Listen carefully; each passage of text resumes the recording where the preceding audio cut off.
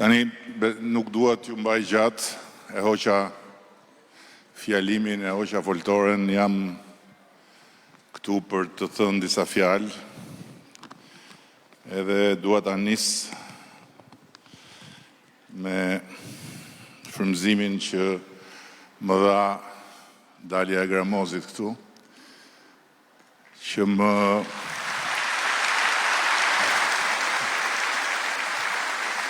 më kujtoi një fjalë të legjendarit Fate Velaj, i cili kur u bë deputet i Partisë Socialiste, mbas sa kohësh tha, ç'a misteri është ky, tha, me këtë njeri, tha, 35 vjet, tha, në maj, 35 vjet, tha, fytyrën e ngrysur.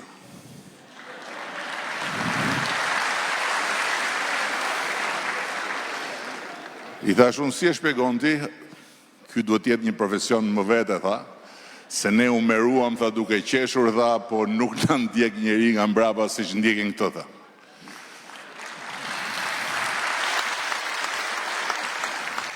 Tani unë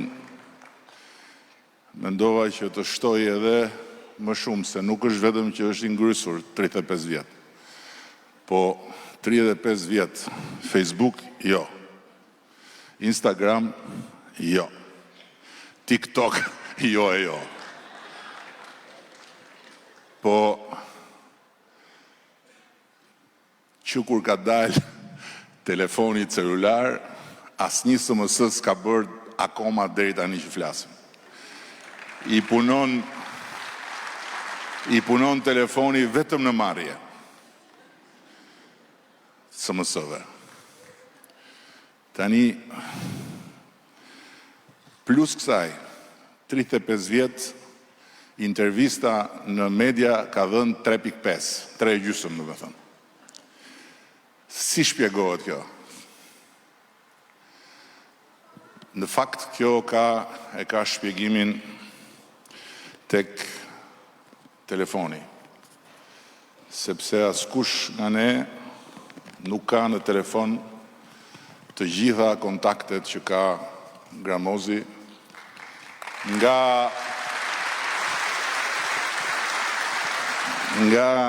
veriu në jug, nga ditët para themelimit, gjatë themelimit, mbas themelimit, dhe askush nga ne nuk e ka arritur dhe nuk e arrin dot atë që Gramozi ka bërë dhe vazhdon të bëjë dhe sot, që jo vetëm i përgjigjet çdo njeriu, jo me SMS, është kuadër i vjetër, thot, mos lër gjurmë, po me telefon, një për një, ata shkruajnë, Gramozi përgjigjet.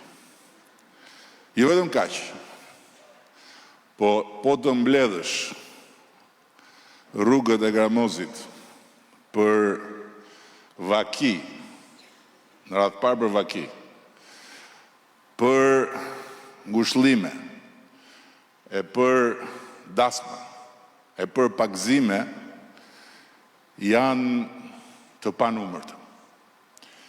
Pra, ajo që Fate Velaj nuk e kuptonte dot dhe që shumë kush nga ata që nuk e din se si funksionon Gramozi me fytyrën e tij të vrejtur, është që në fakt Gramozi është krye patronazhisti i Partisë Socialiste.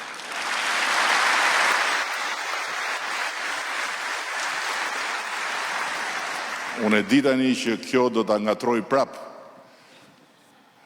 opozitën dhe do t'i ngatroj prap të gjithë ata që e mendojnë sistemin e patronazhimit si një sistem agjenturor i Partisë Socialiste, se Gramozi nga fytyra e ngrysur ka dhe atë hijen e krye agentit, por nga Gramozi unë dua të kaloj tek ata që askush si përmendi, se të gjithë thonë socialistët kështu në tërësi, por që janë arsyeja bazë e të gjitha sukseseve tona elektorale që janë patronazhistët e Partisë Socialiste.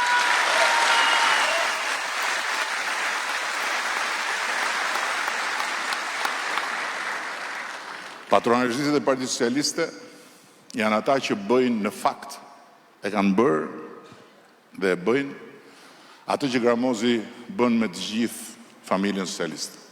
Por e bëjnë me atë numër të vogël njerëzish që kanë në kujdestarinë e tyre.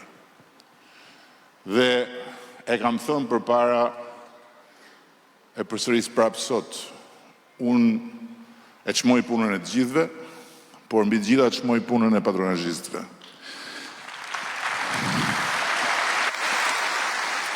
E di shumë mirë që do të thotë ti je kryetar organizate, e di shumë mirë që do të thotë ti je antar organizate, por mund të jesh kryetar organizate dhe mund mos kesh vlerën që ka një patronazhist.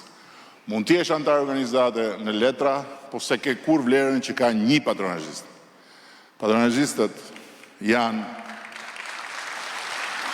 antarët e kësaj familje që me punën e tyre, derë më derë, me kontaktet e tyre, me njerëzit që kanë në patronazh, garantojnë pikërisht atë që Gramozi kërkoi sot nga të gjithë. Mos humni lidhjet me njerëzit.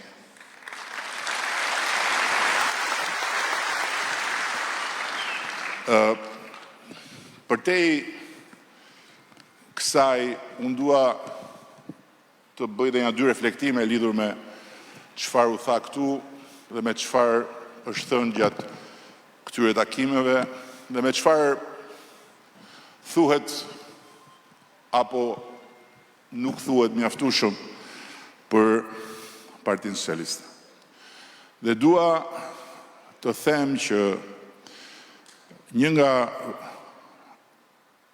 arsyet mbas patronazhistëve që janë krye arsyeja, të paktën të fitoreve që unë kam udhëhequr, një nga arsyet e fitorit të Partisë Socialiste është aftësia për t'u hapur. Dhe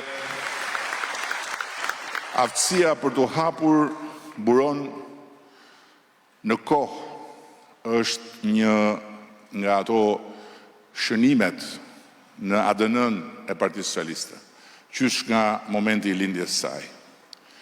Nga momenti i lindjes saj, kur Partia Socialiste nuk ndroi thjesht emrin. Nuk kishte një ndrim emri. Emri dhe ndrimi i emrit ishte gjëja më e drejtë për drejtë, zyrtare dhe përfaqësuese në sytë të tjerëve. Por ishte me ndrimin e emrit dhe ndrimi i qasjes ndaj vetes, i qasjes ndaj shoqërisë, i qasjes ndaj të shkuarës, i qasjes ndaj historisë dhe ndaj të ardhmes. Dhe këto nuk janë fjalë që tingëllojnë bukur, por këto janë fjalë që tregojnë çfarë ndodhi në atë moment ndarje. Partia Socialiste nuk doli si produkt i një krenarie për atë që linte pas. Partia Socialiste doli si produkt i një reflektimi lidhur me atë që vinte përpara. Dhe për këtë arsye, asnjë parti tjetër e krijuar në Shqipëri, lëre ata Hoxho Bonxhot, që me demek janë akoma kundërshtarët tanë, po asnjë parti tjetër e krijuar në Shqipëri, as partitë më të reja, nuk e kanë dot atë që ka Partia Socialiste në ADN-n e vet, që vjen nga ajo ditë, nga dita e ndarjes dhe e rilindjes për t'u hapur. Sensin e të parit vetvetes gjithmonë me një ndjenjë përgjegjësie për atë që ndodh, për atë që duhet ndodhi, dhe me një ndjenjë respekti, pavarësisht se në momentet e caktuara mund të duket më shumë, mund të duket më pak, ndaj të tjerëve. Diçka tjetër që Partia Socialiste bëri që në ditën e parë dhe që është e shënuar edhe kjo në ADN-n e kësaj familje, është vendosja e një raporti me të shkuarën, që është një raporti më i ekuilibruar me të shkuarën që mund të gjesh edhe sot e gjithë ditën në të gjitha forcat politike, që nga Hoxha Bonxhot deri tek këta më të rit. Sepse, siç thash, Partia Socialiste nuk lindi si një moment refuzimi për të pranuar se kishte diçka shumë të madhe që nuk shkonte më. Po lindi pikërisht si një moment reflektimi mbi atë gjë shumë të madhe që nuk shkonte më, që krijoi pastaj sensin e përgjegjësisë ndaj vetes dhe ndaj tjerëve për cilin fola, dhe që ndërtoi një raport me të shkuarën ku Partia Socialiste ndau shumë qartë që